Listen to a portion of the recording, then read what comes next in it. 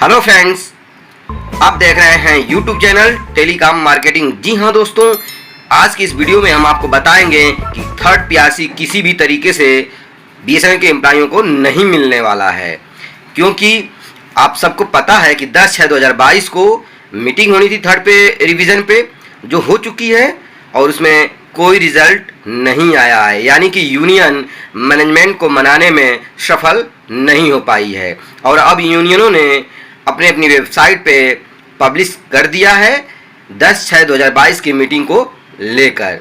BSNL का मानना है कि मैनेजमेंट ने पुराना राग अलापना शुरू कर दिया है।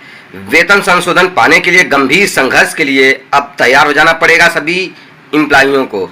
जैसा कि पहले ही सूचित किया जा चुका है, वेतन वार्ता समिति की बैठक कल 10/6/2022 को आयोजित की गई थी। इसमें 5% फिटमेंट के साथ वेतन संशोधन की मांग की गई। हालांकि प्रबंधन पुराना राग शुरू कर दिया है। वे बता रहे हैं कि बीएसएनएल घाटे में चल रही कंपनी होने के कारण तीसरे वेतन संशोधन समिति की सिफारिशों के अनुसार बीएसएनएल के कर्मचारी वेतन संशोधन के लिए पात्र ही नहीं हैं। पूरा देश जानता है कि कर्मचारियों की वजह से नहीं, बल्कि सिर्फ सरकार की नीतियों के कारण बीएसएनएल घाटे में चलती कंपनी बन गई।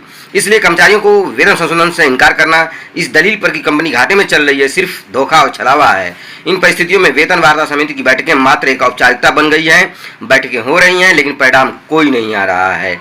अब कर्मचारियों को यह समझना चाहिए कि 5% फिटमेंट के साथ वेतन संशोधन को गंभीर संघर्षों के बिना निपटाया नहीं जा सकता है।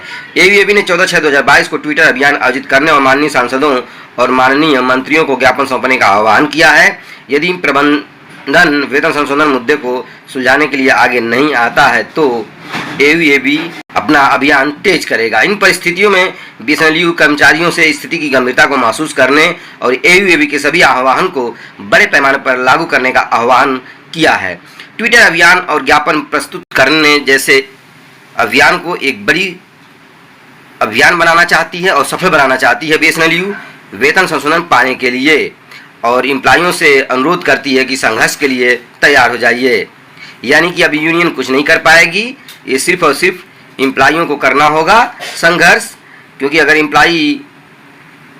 अपनी हक के लिए नहीं लड़ाई लड़ेंगे तो यूनियन को सपोर्ट नहीं मिल पाएगा और मैनेजमेंट पे प्रेशर नहीं बन पाएगा, ऐसा उनका मानना है। और दूसरा, इन्होंने अपनी साइट पे पब्लिश किया है कि डायरेक्टर एचआर और बीएसएनएल दोनों आपस में बैठकें करेंगे 13/6/2022 को, जिसके 9 पॉइंट्स बनाए हुए हैं, 9 एजेंडा आइटम्स दिए हुए हैं। पहला, बीएसएनएल के नॉन सिक्योरिटी कर्मचारियों के लिए एक नई प्रमोशन पॉलिसी का एग्जीक्यूशन होना चाहिए, यानी एनईपीपी को मॉडिफाई करके नया बनाइए। और दूसरा, सीजीए बेस पे नियुक्तियों पर लगाए गए प्रतिबंध को तुरंत अनफीस कर दिया जाए।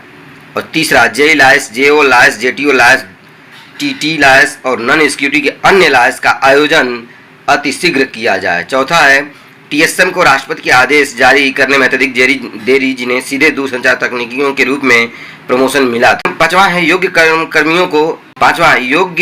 खेल कर्मियों को विशेष वेतन वृद्धि पदोन्नति प्रदान न करना और कॉर्पोरेट कार्यालय के कुछ कर्मचारियों को गुप्त रूप से विशेष वेतन वृद्धि प्रदान करना। और छठा, नॉन सिक्योरिटी को पासवर्ड प्रदान करना। सातवां डायरेक्ट रिक्रूटेड जेई के लिए रूल ट्रांसफर पॉलिसी से इनकार करना। और आठवां, जेओ की भर्ती नियमों में कठोर शर्तों को लागू करना।